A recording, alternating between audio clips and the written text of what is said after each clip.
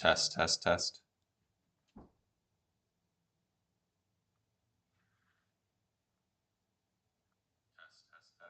Cool. All right, well, that's really delayed.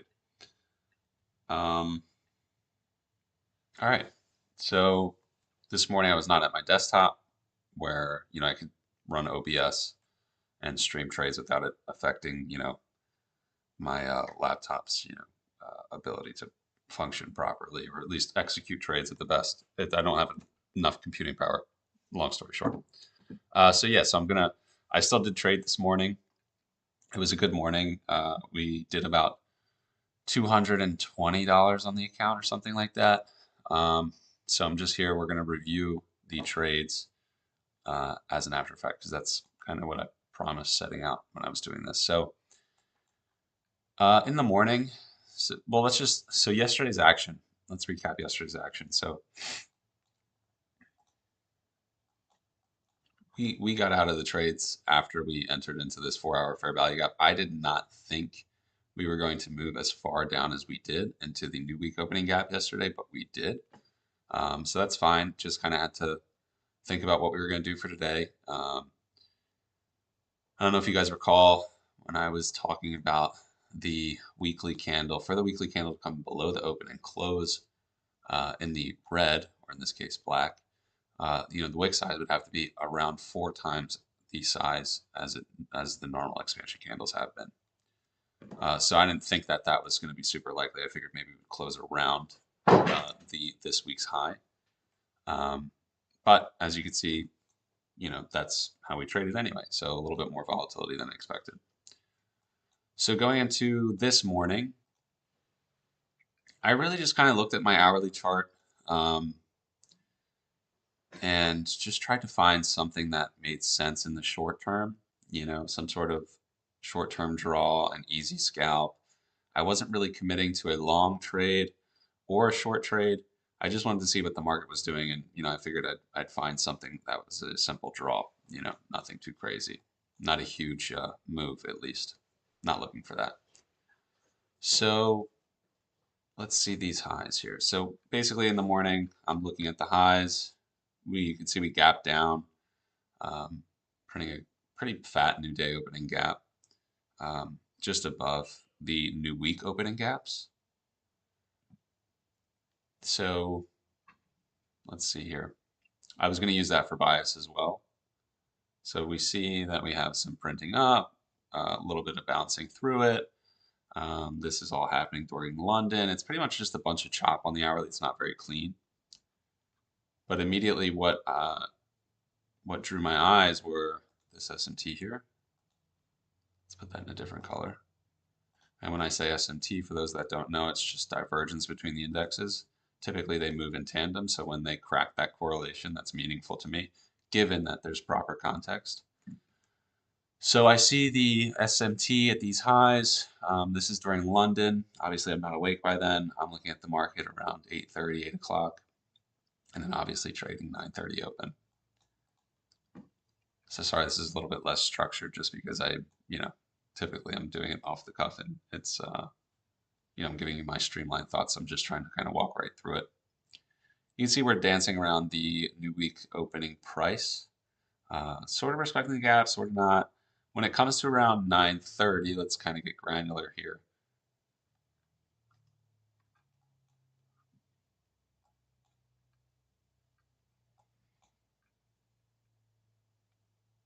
That's 8:30. There was some news today, GDP and jobless claims.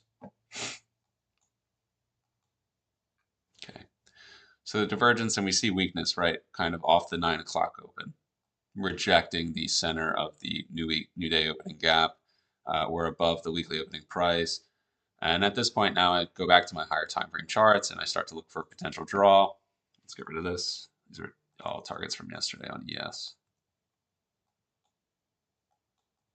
So immediately my eye draws towards this hourly gap. It's the same thing on ES. And if you go to a 15-minute chart, same thing, you have some staggered lows, very low resistance, meaning no lows have been taken. And this was going to be like my low fruit target for a short, banking off that SMT that you see in ES and the NASDAQ. So if we were going to get downside pressure, this is what I was kind of thinking we were going to draw into. So let's move back.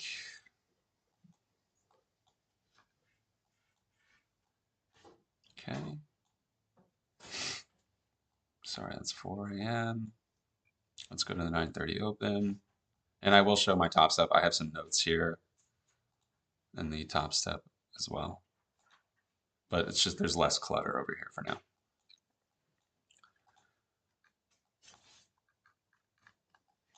Okay.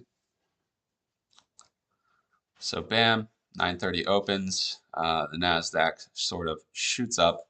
I believe on lower time frame charts, this is probably the place where we're going to switch over to NQ and ES. Let's go into the 15-second mark, 15-second time frame.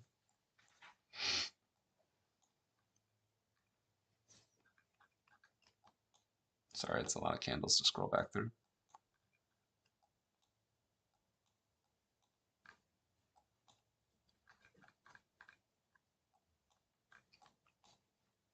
Okay. 9:30 open. You see we climb on up. We make one little stab below, and then we continue to kind of rally up. So I believe I was short pretty much right at 9:30. Let's turn on the executions. Yes. Okay. So here's what I really liked about the 9:30 open.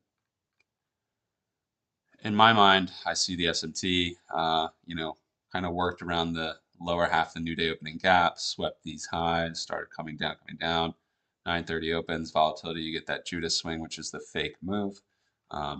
We're looking for the market to move lower. We have our draw as that 1 hour. So I go ahead and I short one at 35, which is right around here-ish. I remember just seeing these tiny gaps and just figuring, this is where I'm going to start to short. And also ES was slightly weaker. We do get some initial downward pressure. We get one more spike up. I'm not too worried about it because I just see more low resistance highs that could be taken. I'm not thinking that we're going to continue to plow through. And then if I also, I hate how that resets. Buddy, not right now, dude. Sorry. Cat always wants to come when I'm doing stuff. If you measure like half of this range, it's pretty much shorting at the 50% level. So I'm not really too worried about that range. And the way I'm thinking about it is I'm shorting the premium side of the range. And I have, reason to believe that we're going down. And on the 1 minute, it's a little bit cleaner looking. 3 minute is even cleaner than that. So we get short. Let's highlight the 3 minute. This is really what I was looking at. So on the 3 minute chart, let's check out this order block, right? And then let's also measure 50% of these up close candle bodies. Go back down to the micro time frames, have to scroll.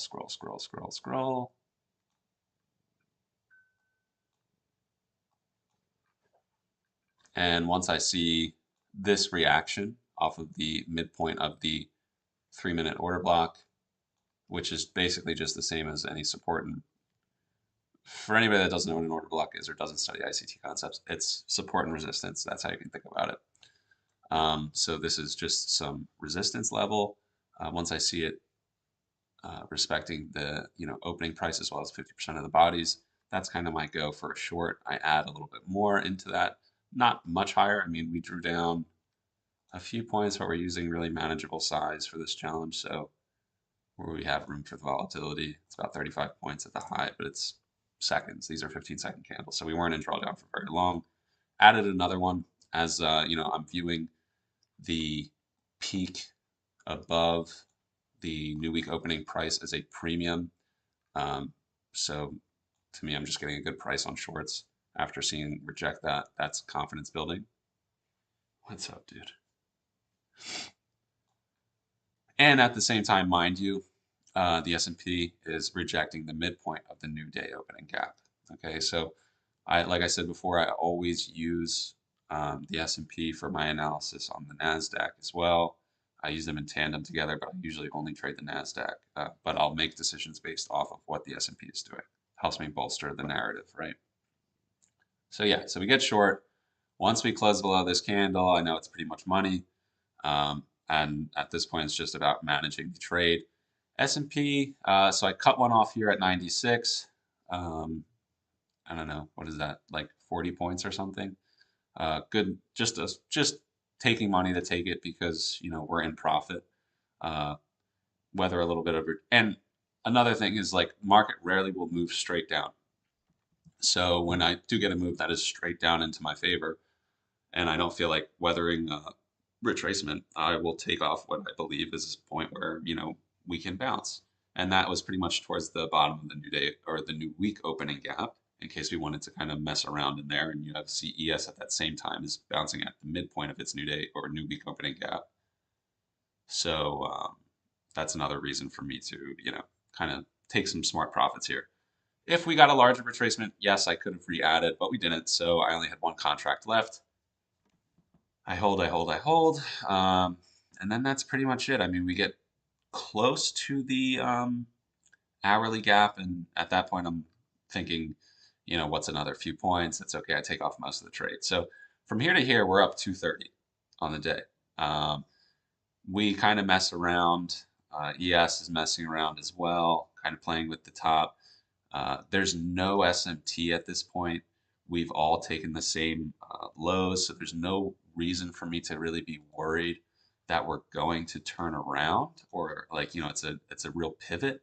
So for that reason, I decide, okay, you know, I'm gonna short again if I get the opportunity to short again. So just a moment, just while I get everything reset. So I'm waiting. We come within, and so the decision here is if we do not enter the hourly gap, then I'm going to, you know, I'm going to make an attempt to get short again so that way I can catch a couple extra points, right? S&P, as you can see, we kind of move off.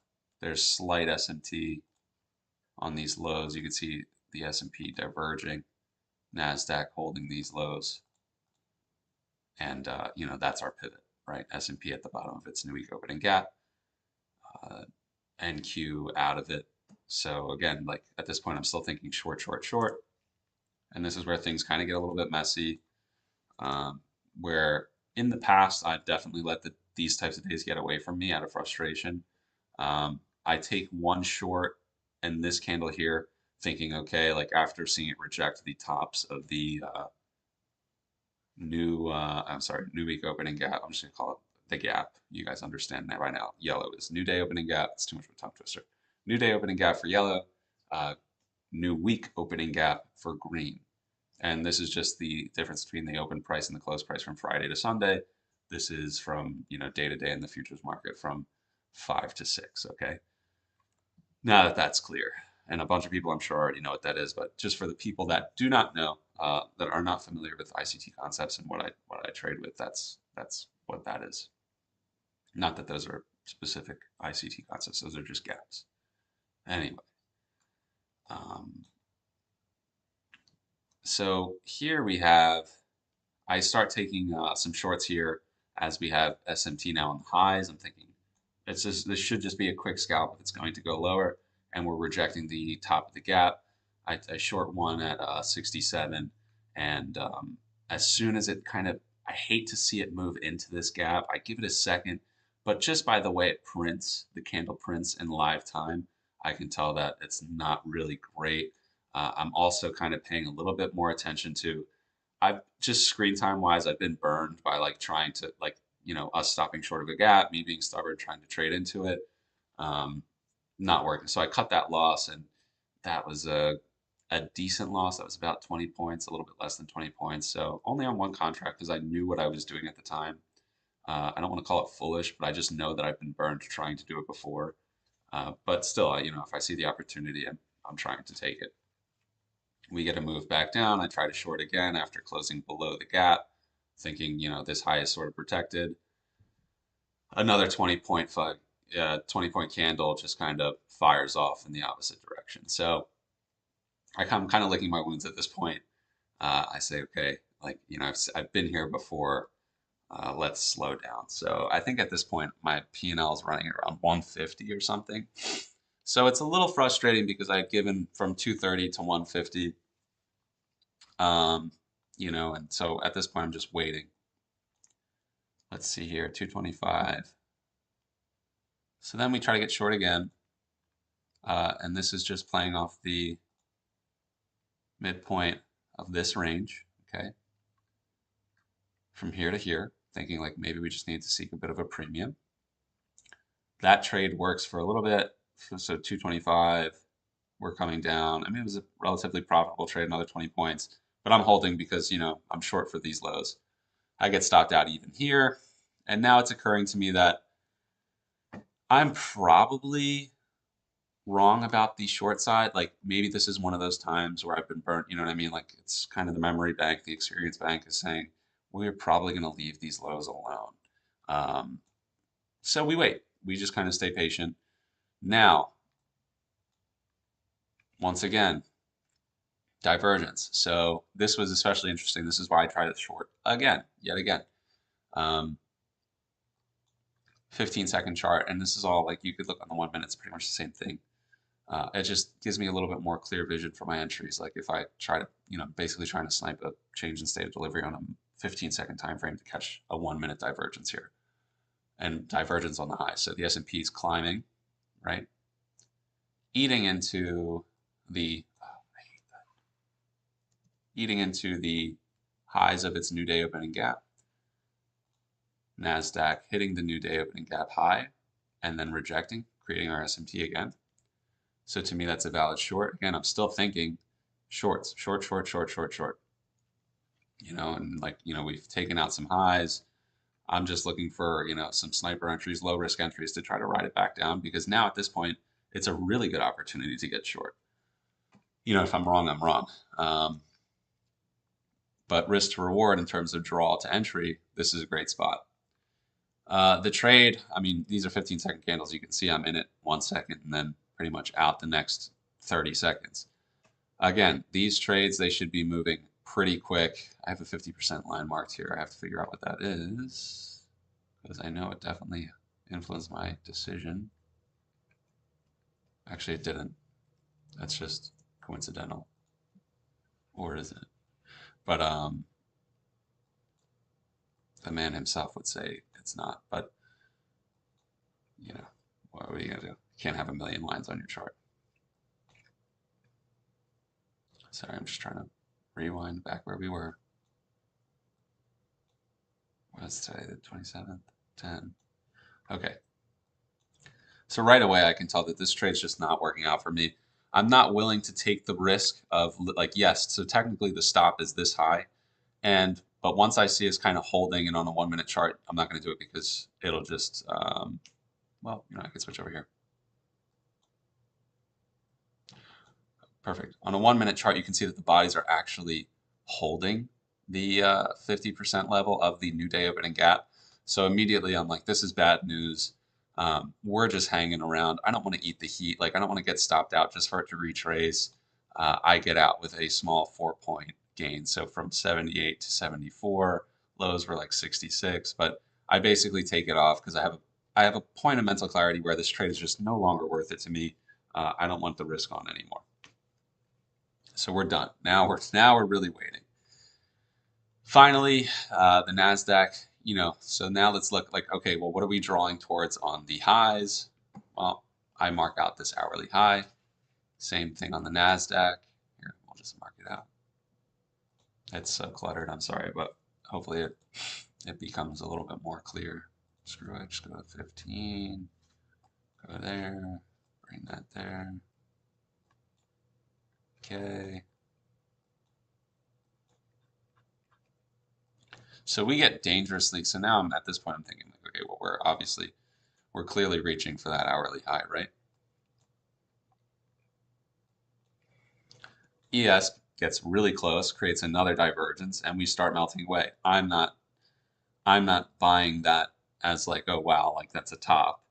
until we get a few more digs, right, up into here. We're respecting the S&T. So now at this point, I understand. This is what I think a lot of people miss about S&T divergence. It doesn't mean it's always a reversal for reversal's sake, like complete reversal's sake. Sometimes S&T is just a means for retracement.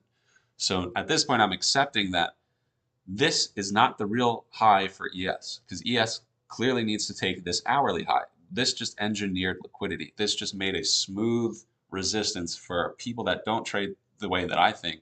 People that just trade standard smooth highs or whatever as resistance and smooth lows as support. This has now engineered a level for them to get short and trust that it's going to hold because it didn't take the other high.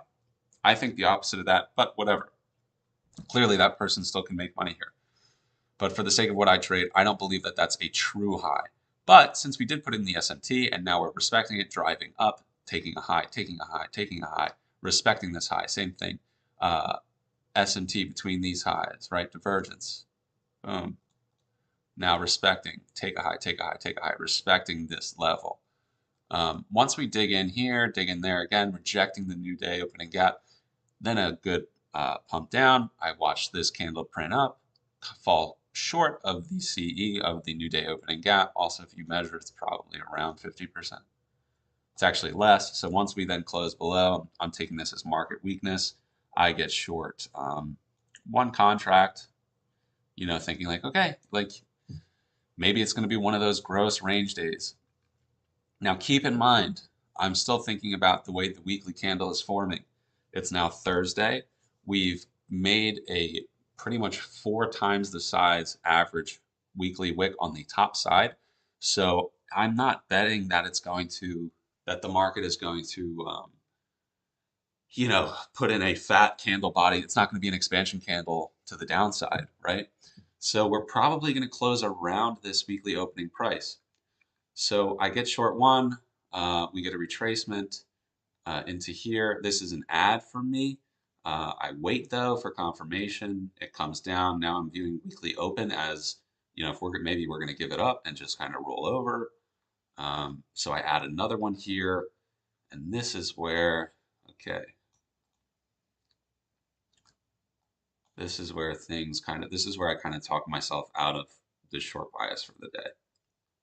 So I add another one immediately after, like within the next 30 seconds, I clear the whole trade off because this moves my average down pretty much to around even. So now I have a decision to make. Do I want to lose on this trade or do I want to break even? Because it's starting to become clear to me that my down bias is because I want to be correct about it moving down and not what price is actually telling me. So I clear that trade. I give it one more shot after seeing the, I want to take this off real quick just so you can see the wick. We wick up. I'm thinking, okay, maybe you're paranoid. Body, body, body. Respecting the top of the weekly open, respecting the weekly opening price. And this is all super small time frames. So these are like seconds, but this is just how I trade, because this is how I manage, larger size trades. Obviously, we're not taking super large size trades, but I get this granular so that way I can try to have a 15-point stop, something manageable with, a $2,000 account and trade, a full mini size position. But anyway, so, and a lot of my decisions are pretty snap decisions, especially when it's 50-50, because again, I don't believe that this is a true high. I don't believe that, we're going to go far, far lower. But this also, I don't like when this happens sometimes. This here is engineered liquidity, just as this here is engineered liquidity in my mind. So technically we're 50-50. I have a moment of clarity, however, that as ES is probing into the midpoint of its new day opening gap, and let's go to the 1-minute chart. And NQ is, like, you could cycle through all the time frames. We're basically just filling in this imbalance. We're in a breaker here. So this is your unicorn setup. 2-minute. Same sort of thing. Like, look how the 2-minute bodies are holding the weekly opening price. Obviously, they weren't printing like that at the time. Like, these candles aren't done yet. I'm in here. I'm making my decision in this wick.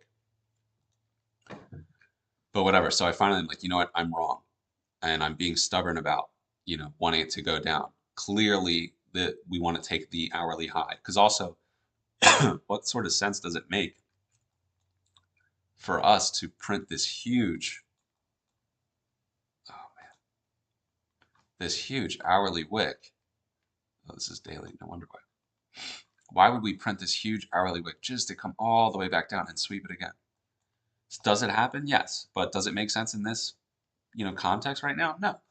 Especially like when you look at, so at the time for ES, what is it? It's this high. It's this high that needs to be taken.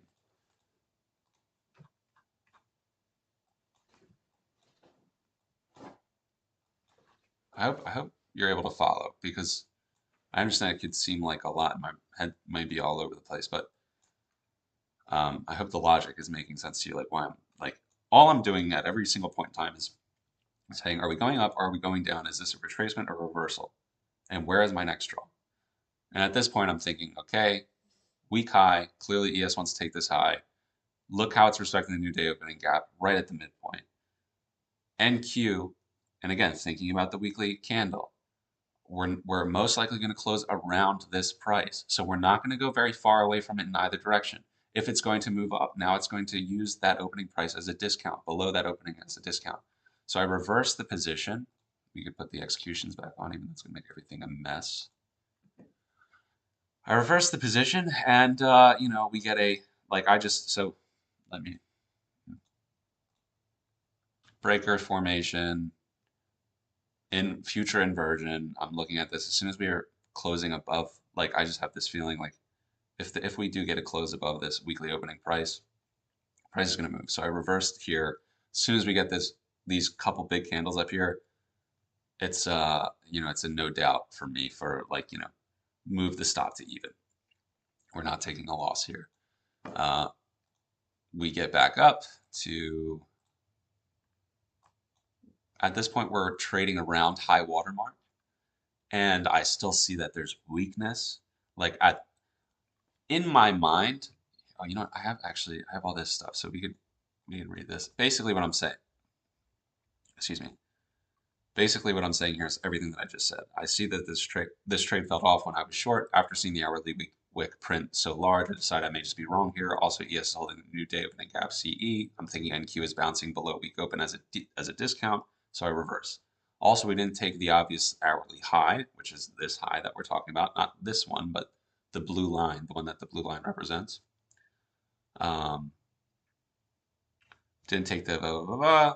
So it seemed like it was a long. Also think about what I was saying about the weekly candle, yada yada, open, 4 times larger than average. So I assume that this candle will be more of a green inverted hammer or a black one for the weekly candle, right? So if it's a green inverted hammer, where are we going to finish? We're going to finish higher than the opening price. Does it make sense that we're going to finish on the opening higher than the opening price? Well, if we look at the hourly chart, yeah, because look how large that wick is, right? Why would we come all the way back down? Even though we did. That's why I said in my tweet, be careful, price is whack. And you only kind of understand this stuff through screen time. It's like these small patterns where you see we stop just shy here. Then we do some weird irrational stuff up here. That's when you know kind of you have to sort of step back. But whatever. In the moment, for me, it doesn't really matter too much because I'm in the business of minutes and seconds. So a piece of me wants to hold this trade. But I get up to the high water mark.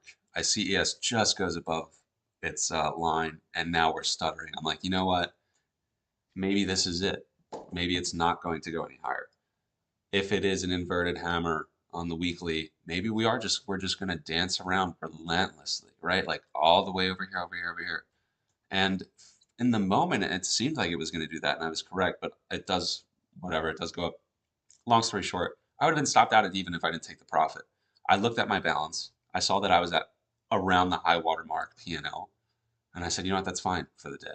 I made mistake, like, you know, I tried to chase it shorter and I got burned twice. I'm just going to take, you know, back to what we were at on the first trade. This was a great trade, nothing wrong with this. Realistically, I guess where the day should have stopped, but hey, you know, what can you do?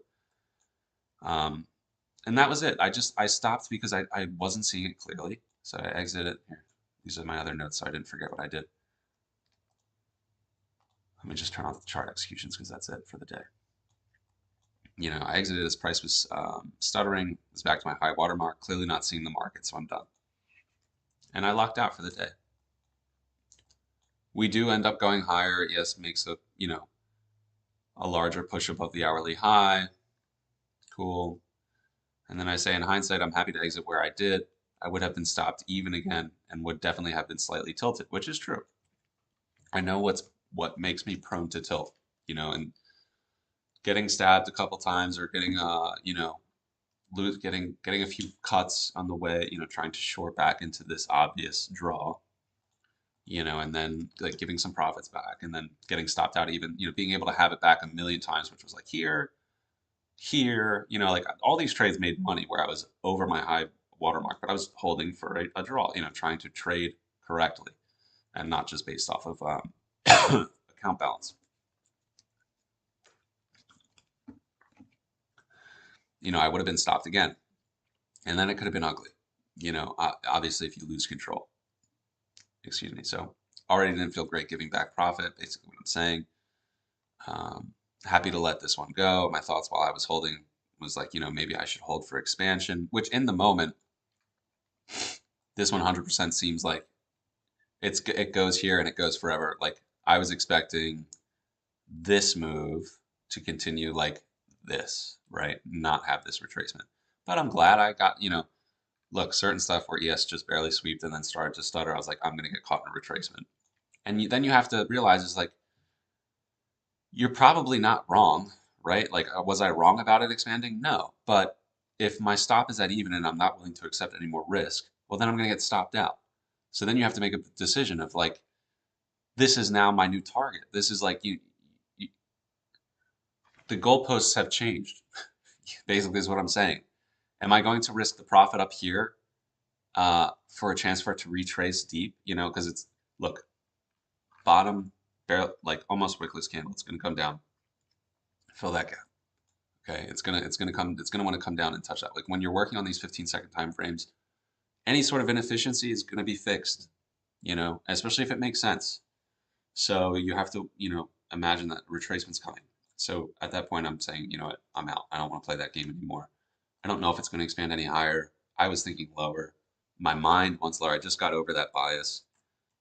You know, let me just be done. I just wasn't seeing it super clear. And on the upside too, it's like I don't even really know where it's going to go. Sure, you could measure like 50% of a range or something. You know, could it maybe go up here? Maybe, like, you know, or sure, this gap up here. Yeah, I guess, but I don't know. In the moment, it just didn't seem like it was worth the mental toil. I just got back to the high water mark of the P&L, and you know, you have to really you got to pick and choose your battles. It wasn't really going to change the challenge outcome that much had I, you know, held and tried to re-enter, like whether I ended the day plus 100 or plus 250, you know, battling for a rally that I wouldn't trust. You know, you got to save your mental at some point. So that was it. That was the challenge here. We could look at the performance stats. There's no trades for today, but you can see at the schedule. Um, let's see, 223. And yeah, so we'll see tomorrow. Maybe we'll go down to that hourly fair value gap. Here's one thing though, I typically believe that when we do stop just shy of these PD, well, I guess London's going to take it or Asia. Whenever we stop just shy, I typically think we usually just run right through it. Will it bounce? Maybe. Who knows? Because now that I said something, it'll probably, you know, bounce and have a sweet rally. But for now, that doesn't really matter. Tomorrow will be a new day. We'll just address price. And for the weekly chart, it also doesn't really change. Like I'm still thinking, you know, probably it'll be another like, you know, it'll be like a hammer kind of looking candle. So if we go here 1 week, like to me, it's a surprise that we're kind of where we're at. Like I don't expect it to expand much lower. ES is more like it. ES is acting more like what it looks like. NASDAQ obviously have more volatility. But yeah, like I think we end within this realm. So I don't know how much more juice is left in this week. So that's why tomorrow we're going to try to trade carefully. Daily chart, and again, we're just kind of filling in a gap. So yeah, I don't know. We'll see. So yeah, tune in tomorrow if you want. I'll be here to trade, and we'll figure out what's going to happen tomorrow. Hope you enjoyed that trade recap. Hope it wasn't too all over the place. I should, I guess, organize my thoughts a little bit better, but it is what it is. I hope it was insightful. Yeah, thank you very much, and take care.